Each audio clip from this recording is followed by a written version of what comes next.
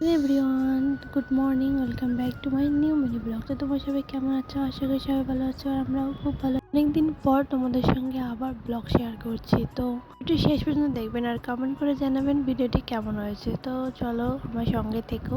সকালে উঠে রান্নাবান্না করে এই যে বড় জামা প্যান্ট ভিজিয়ে রেখেছিলাম সকালে উঠে, তো এগুলো এখন কেচে ধুয়ে মেলে দেবো। আর এই যে দেখো আমার মেয়ে কিন্তু এদিকে আমার সঙ্গে দুষ্টুমি করছে। দেখে বুঝতেই পারছো আমাদের উঠানে কত সুন্দর রোদ ওঠে, ও সারাদিন কিন্তু এইভাবে রোদ থাকে। আর আমাদের বাড়িতে প্রচুর গরম, তো জামা কাপড় আমি বাইরে মেলে দিই না, বাড়িতেই শুকিয়ে যায়। যে দেখো এত গরমের কারণে মেয়ের মাথায় কিন্তু ঘামাচি মতো উঠেছে, দু হাত দিয়ে শুধু চুলকায়। তো ভাবলাম চলো ওকে ন্যাড়া করে দিই, তো ন্যাড়া করতে দেয় না, ওকে মোবাইল দিয়ে বসিয়ে দিয়ে গোসল করিয়ে ঘুম পাড়িয়ে একেবারে চলে এসেছি উঠানটা ঝাড় দিতে। উঠান ঝাড় দিয়ে আমি গোসল করব। তো এই যে দেখো কত পাতা পড়েছে, সারাদিনে কিন্তু এই পাতা পড়েই থাকে।